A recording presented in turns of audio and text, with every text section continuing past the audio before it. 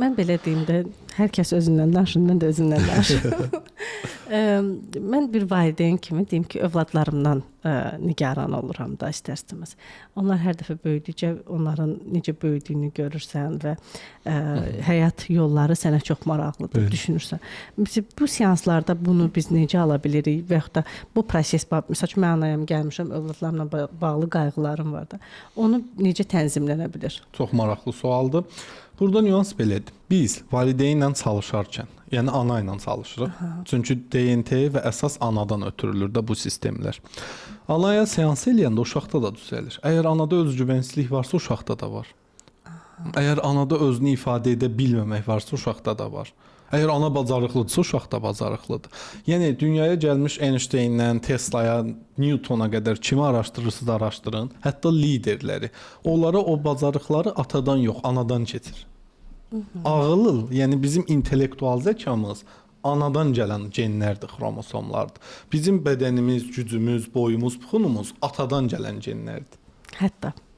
Yəni insanın emosional davranışları, duyğusal olub olmaması və yaxud hadisələrə reaksiyası, lider ruhu anadan, digər şeylər, fiziki də, yəni güc falan filan, boy buxun, bunlar atadan keçir. Ona görə bir çox dünya dinlərində önəmli olan anadır, ata deyil, ana qoludur. Çünki anadan ötürülür. Ana ilə çalışırsınız. Ana ilə çalışan kimi uşaq da düzəlir. Bu DNT-dir. Sistem belə işləyir. Onda tam olaraq qayğıları falan, yəni orada ana prosesi necə eləməlidir? Məsələn, buraxmalıdır, düşünməlidir. Məsələn, əgər siz kontrolcusuzsa, ilk öncə sizə təslimiyyətdə olmağı öyrədir. Məsələn, mən nigaranam da, belə deyim də sizə. Mən uşaqlarımın gələcəyindən nigaranam. Qısaca sizi vecsiz eləyirik də, belə deyim. Yəni vecsiz məsuliyyətiniz yox. Yəni hadisələrdə təslimiyyəti öyrənmiş şəxs.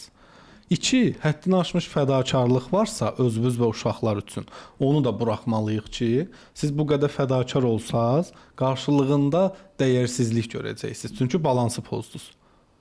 Qısaca harda balansı pozmusansa mütləq sıfıra gətiririk onu. Ondan sonra heç uşaqlara demirsən get oxu. Özləri oxuyur ki, sənə özlərini göstərsinlər ki, bax mən oxudum. O qədər. Bəli. Amma ana çox fədakardır. Bütün gün uşağın dalına düşürsə ki, gəl oxu, o uşaq oxumaz. Biz ananı qismən belə deyim də öz sevgi, öz dəyər yüklüyürük ki, uşaq ananın asılı olsun fikirlərindən. Lider anada olsun, komuta onda olsun. Adətən belə ailələrdə daha fərqli olur. Hətta mən sizə deyim ki, bəzi valideynlər var ki, deyək narsistdir də, ata ya da ana. Orada tam tərsidir. Yəni uşaq rəsmlər çəkir, çox oxuyur, 5 alır ki, bax ana, bax ata, mən oxuya bildim. Bilirsən niyə? O özünü ön plana qoyanmır axı, qarşıdakı tərəf çox ön plandadır. Doğru. O hansı zəif valideynlərdir ki, zəif nə mənada? Yəni özünü fəda eləyir, saçını süpürgə eləyir. Bu səfər o uşağın arxasınca qaçır. O deyir oxu, bu da oxumur. Oxuması üçün gərək uşaq ona tabe ola. Tabe olmaq da enerji iləndir. Gərək bu öz sevgi, öz dəyər ola, daha fərqli nüanslar ola ki, onu tabe eləyə bilər. Onda uşaqların özü sizə isbat eləmək üçün siz istədiyiniz hər şeyi eləyəcəklər. Çox maraqlıdır. Bəli. İndi mən sizə sual verim. Buyurun. Ancaq siz mənə verməyəsiniz. Əlbəttə ki. Sizə bir sual, həm də izləyicilərə bir sual. Çünki bu gün onları təmsil edirsiniz də millət vəkili kimi. Milləti təmsil edirsiniz burada. Bəli. Şərhlərdə gözləyirik. Siz də yazın cavablarınızı. Buyurun.